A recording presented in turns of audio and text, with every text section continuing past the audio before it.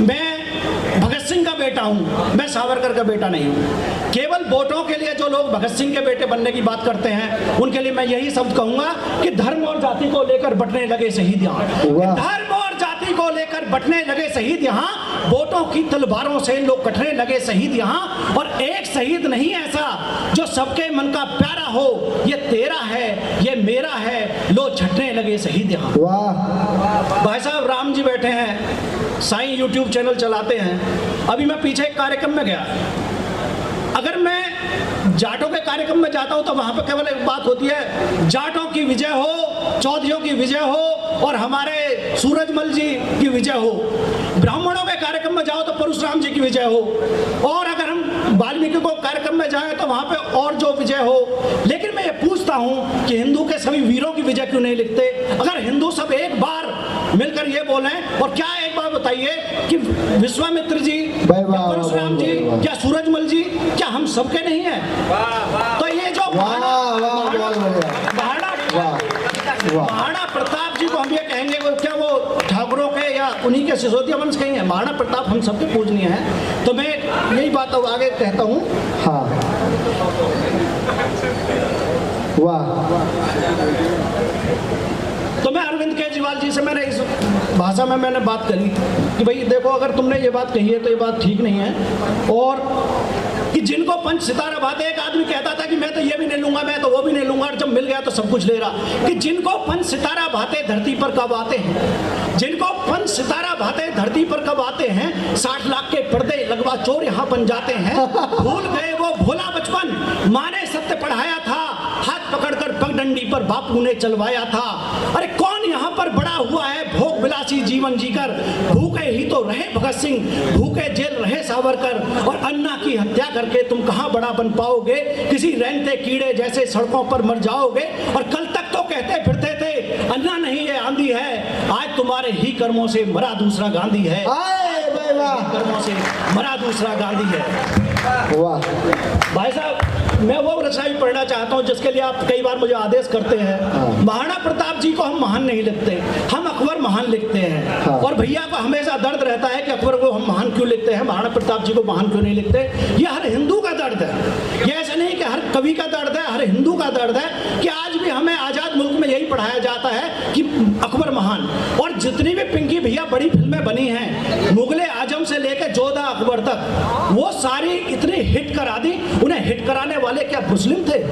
अगर देखा जाए तो हिंदू ने अपना नुकसान अपने आप किया है, क्योंकि जोधा अकबर को भी हमने बड़े प्यार से सम्मान से देखा, मुगले आजम को भी हमने बहुत सम्मान से देखा, और हम उन लोगों को जैसे हमें दिखाया गया, जैसे हमें पढ़ाया गया, हम उन लोगों को सम्मान देने लगे, उनको महान बोलने लगे। आज समय है कि हम महाराणा प्रताप को सम्मान दें। महाराणा प्रताप को मैं संबोधित करते हुए अकबर को कहता हूँ कि जिसको जितनी की झुक जाए भारत माँ का स्वाभिमान, हिंदू जोधा से शादी कर किया हमारा था अपमान। अरे बच्चा बच्चा बच्चा कैसे वो दुख झेल गया, जब बाबर का पुत्र हमारी अस्मत तक से खेल गया। और स्वाभिमानी राणा सम्मुख क्यों संबोधन मौन हुए, अकबर महान बताने वाले आखिर जग में कौन हुए। गुलाम और कायर ही मित्रों ऐसी बातें करते हैं, अपने वीरों की पगड़ी को दुश्मन सम्मुख रखते हैं। अरे किसने देखा है उसके भाले से भारी भाला, जिसे कलम सा लिए हाथ में लड़ता था वो मतवाला। राणा के तो घोड़े की भी अद्भुत यहाँ कहानी थी, पूरी दुनिया ने चेतक की देखी स्वयं जवानी थी। और फिर भी ये इतिहास यहाँ क्यों वीरों का करता अपमान। भूखे पेट लड़े थे राणा, लेकिन अकबर बना महान। और आज फिरंगी प्रभावित इतिहास हमें स्वीकार नहीं, हसन कसम चित्तौड़ दुर्ग की अब मानेंगे हार नहीं। हम खुद युग को आगे बढ़कर दर्पण नया दिखाएंगे, महान हटा देंगे अकबर से, राणा को लिखवाएंगे। बहुत बढ़िया, राणा को लिखवाएंगे। एक बार जोरदार ताली बजाएं।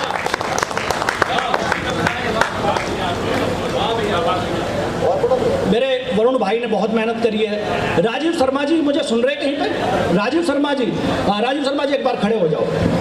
राजीव शर्मा जी 5 फार्म हाउस है इनके भाई साहब के। तो मैंने इनसे कहा राजीव जी से, मगर भाई साहब मुझे एक ना अच्छा वो चाहिए जिस बाइक में जरा आवाज़ नहीं आती हो। तो माइक में अच्छी आवाज़ आई लेकिन शुरुआत गलत हुई, तो इसके लिए थोड़ा सा ये है। तो इन्होंने मुझसे एक बात कही कि क्या करवाना है। मैं बोला कि वीर सावरकर जी पे कवि सम्मेलन कराना है। तो बोले कहाँ करा रहे हो?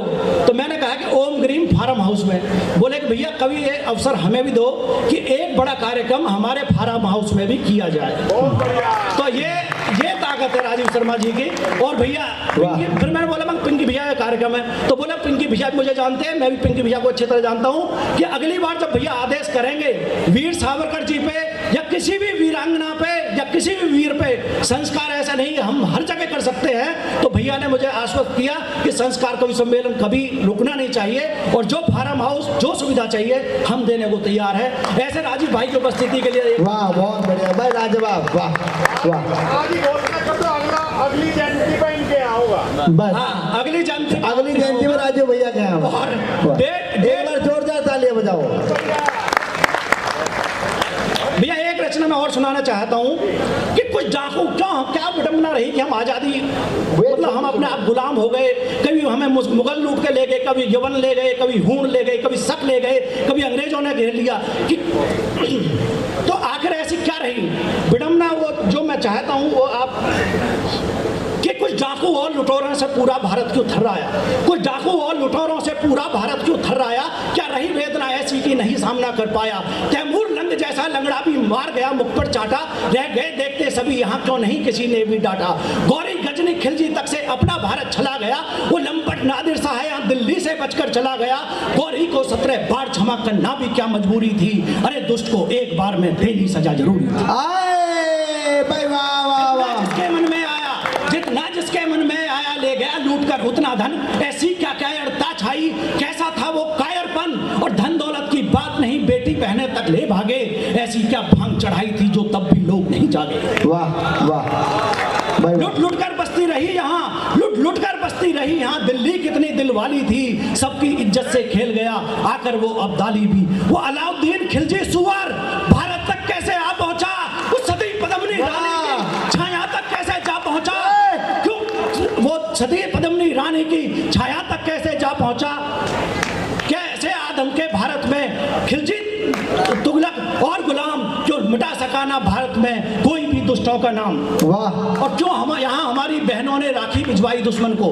प्रसंग याद कर लो, हम इतने कमजोर थे कि रानी करमवती को हिमायू को राखी भिजवाई। और इसके अरे मुत्तल साहब प्रसंग याद कर लो कि रानी करमवती को हिमायू को राखी भिजवानी पड़ी और उसके बाद भी वो कायर हमारी रानी करमवती की रक्षा के लिए नहीं आया। और रानी करमवती ने 18,000 वीरांगनाओं के साथ जोहर किया। तो ये मुगल हमारे कभी हो नहीं सकते थे कि क्यों यहाँ हमारी बहनों ने राखी भिजवाई दुश्मन को? क्यों रही वेदना ऐसी की सब सौंप गई अग्नि में तन को? क्यों यहाँ हमारी बहनों ने राखी भिजवाई दुश्मन को? क्या रही वेदना ऐसी अग्नि में सौंप गई तन को? क्यों भेद सकाना वीरों के, क्यों भेद सकाना मुगलों के मस्तक को राणा का भाला? वो वीर मान सिंह कहलाया, बोलो क्यों मुगलों का साला? मेरा मन होता है भारी जब भी इतिहास उठाता हूँ, इसीलिए तो यारों में वीरों के गीत सुनाता हूँ।